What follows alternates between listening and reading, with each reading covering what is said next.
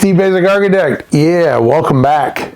So hopefully you're enjoying life as much as I am. You know, it's absolute privilege. I get to do what I do every day. I love the people I work with, love my family certainly who supports us. Two of my kids actually work with me as architects. There's probably not much more rewarding than having you know, your kids following in your footsteps and saying, I want to be like you, Dad. It means those are actions that, yeah, definitely speak louder than any kind of words they could ever tell me. So, absolute privilege. But today's topic, we're going to talk about two things. The project I never got and the lessons potentially learned from a project I never got.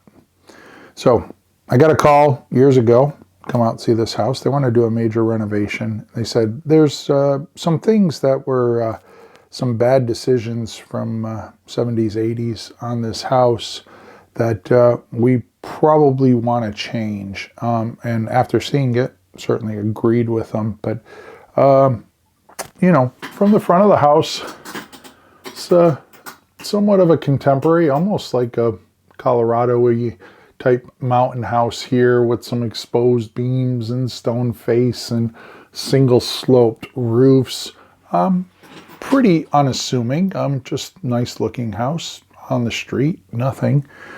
But we walked around the back, and that is, of course, where the story is. So, yeah, how about that? I know. I walked around the back too and said, what the hell is going on there? All right. So, what is going on there? It is probably no surprise to you that this is a south-facing elevation, right? Abundance of glass, but these airplane terminals that, and I think that's actually the term, when I walked around the back, I said, who put the airplane terminal on the back here? Like you're expecting some gates or something to come out, go out to the plane there.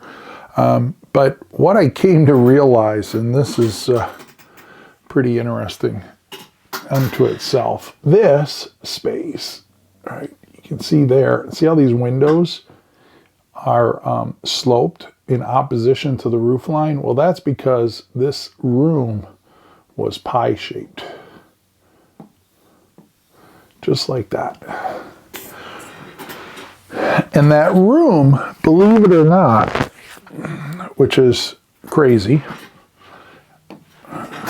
existed. So this water line, and I want to say it was on the order of about 1 inch, could run through that open cavity. Now, this isn't small, right? I mean, this is probably, you know, we're probably on the order of about 10 feet here. And this is probably, let's say that's 20 feet there. And it's times 2. So that's some serious real estate that they're giving up there just to heat water. You know, trying to take hot water out of or hot air and then put it into a pipe filled with water and then actually running the pump to circulate the water. It is probably not the most efficient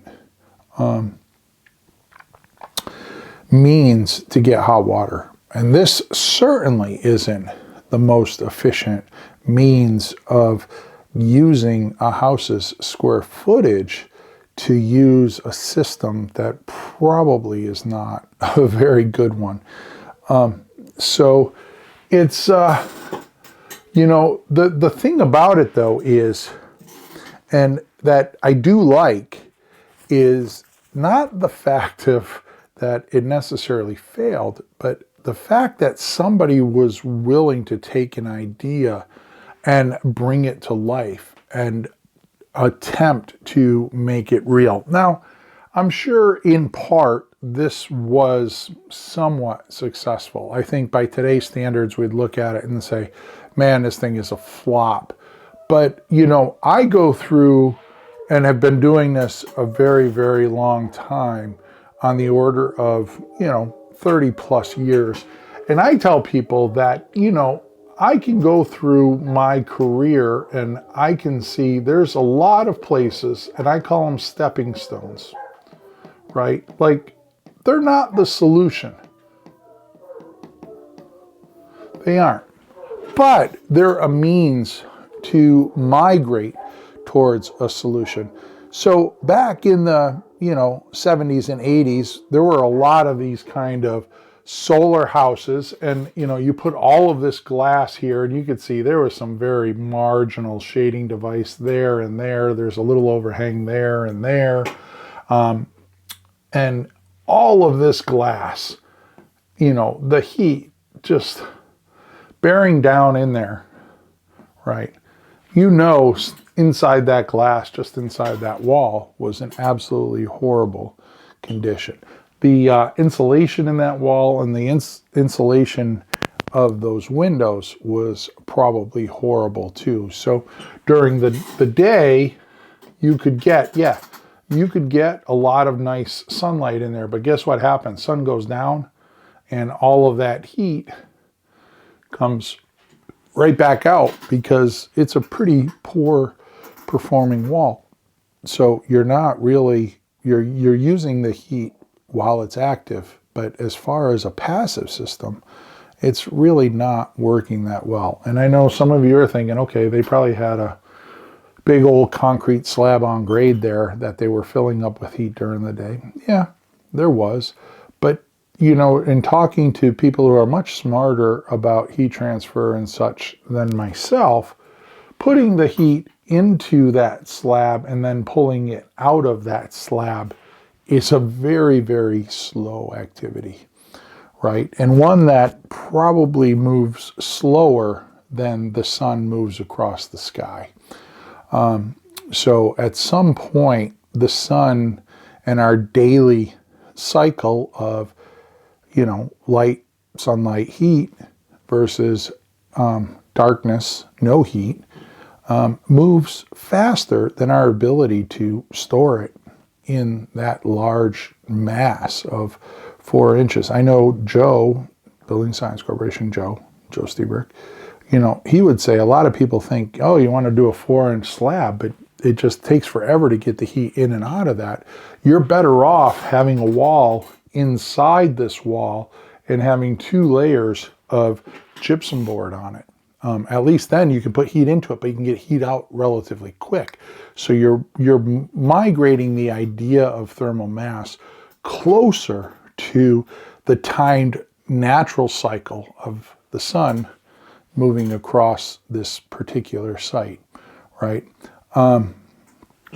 Taking all of that area, facing it with this aluminum type material, so this just heats up immensely during the day, to try and put heat into that water pipe is just, it is a commendable venture, but man, it's a crazy idea all in the same, right? It's, I want to commend the person, I sincerely do, because I appreciate somebody that's willing to step in front of the crowd and say, let's do this. Because I know in my 30 years, Monday morning quarterbacks are an order of magnitude towards or against the people that actually make decisions and come up with ideas, right? I get everybody, oh yeah, why would you do that? Why would you do this? Why would you do that? Well, my answer to them is,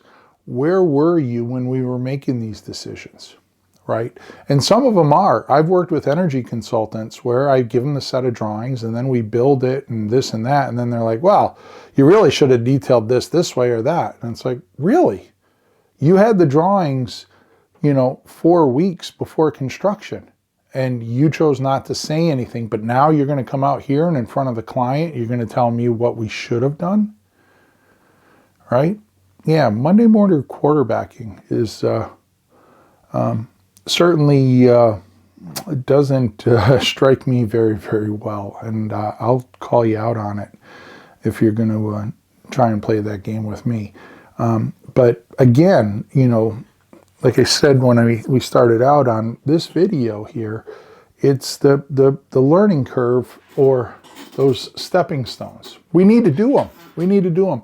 There is probably not one successful venture in the history of man that didn't comprise of a series of unsuccessful events, or in this case, a very, very, very, very modest application of an idea that then leads to something else, right?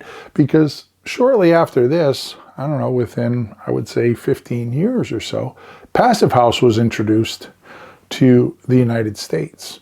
And the new Passive House has probably seen, since I've done my first one, probably 3 or 4 generations in thinking there, in how we think about it.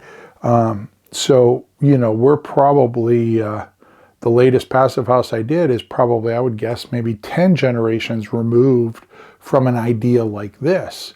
But the basic concept is, a lot of the things that were thought about here are still used in the last Passive House that I've done.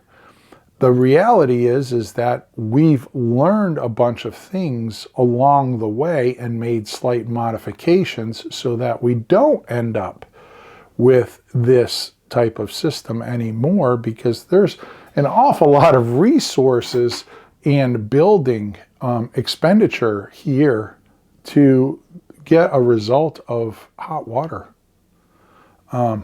Yeah, it's crazy. But, the next time somebody comes up with a wacky idea, right, instead of sitting there and just saying, hey, that's a stupid idea, why don't you try and extract the great things about it and then critique the things that you don't think are working and actually become part of the solution, right? I mean, we've all heard that one cliche, you have 2 choices. You can be either part of the problem or part of the solution. And, this one here, I would argue that when they built this, they were part of the solution, because they were moving forward from a different place. But as you can see, and where we are today, this one has slowly migrated. So let me see if I can't graph this for you so you can understand, right? So let's say here we're at problem, and here we're at solution, right? So when you're part of the problem, right, it probably actually doesn't grow. It would be more like this, right? Sorry, I'm trying to think out loud here, right? It's like this. Like, you came up with an idea here, but as time ticked away, you realized that you really had a pretty big problem. But that really big problem then you could tick away at it, and over time, that problem works towards a solution there, right? And so that trajectory, somewhere along the lines, you identify what you've done. And I say problem, maybe it's not problem, but it is, let's just say, not the best decision, right? So you do things, and then you realize, because I'm more educated, and the fact that you did this, meaning that when the guy I would love to have had a conversation with the mind behind this the day they started it up, or a week after they started it up. and ask them simply, so is your plan working? What would you have done different, right? Because this type of exercise takes a lot of time, takes money, and a lot of parties are involved to build this. And you're building it on a hunch. And the reality is as you're building it, you're probably thinking, well, we could have done this. Oh, we could have done this, made that smaller. Oh, we could have done this and saved a little space. Oh, we could have done this. And so you fire this thing up, you run it for a week or two or a month, and then you realize, yeah, if I were to do that again, you most definitely wouldn't do it the same way. You would do it another way. And that's why I say this whole idea of stepping stones. But anyways, it's, like I said, people like that, I commend. People like that certainly entertain me.